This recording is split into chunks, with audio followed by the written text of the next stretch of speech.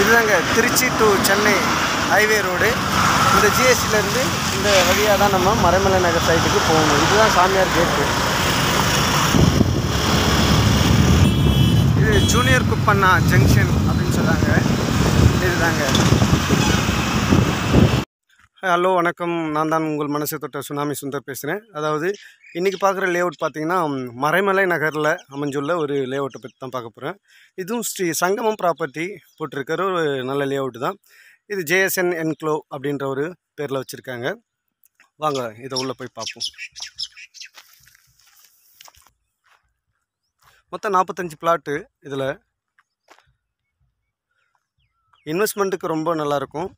But ஆனால் வீடு அங்கங்கே ஒரு சில வீடுகள் மட்டுமே தான் இருக்குது. பட் ஆனால் இன்னும் ஒரு 2.5 இயரில் ரொம்ப டெவலப்மெண்ட்டில் இருக்கும். ஏன்னா நம்ம 6-வே ட்ராக் அந்த பிரிட்ஜு கட்டுறாங்க.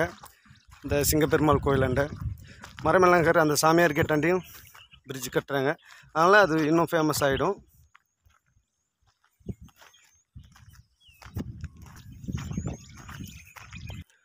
ஆக்சுவலியாக யாரோ ஒருத்தவங்க பர்ச்சேஸ் பண்ணி போர் போட்டிருக்காங்க.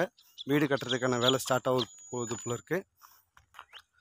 பார்க் மட்டுமே 4000 ஸ்கொயர் ஃபீட்டில் அமைஞ்சிருக்கு. 4000 சில்லற பெரிய பார்க்கு. பட் இந்த ஏரியா பார்த்திங்கன்னா ஒரு நல்ல ஏரியாவாக அமைகிறதுக்கான பொருத்தமாக இருக்குது. ஏன்னா இதில் எப்படி பார்த்தாலும் ஒரு 150 வீடு கட்டலாம். 150 வீடு கட்டும்போது இது ஒரு நல்ல ஒரு காலனியாக இருக்கும்.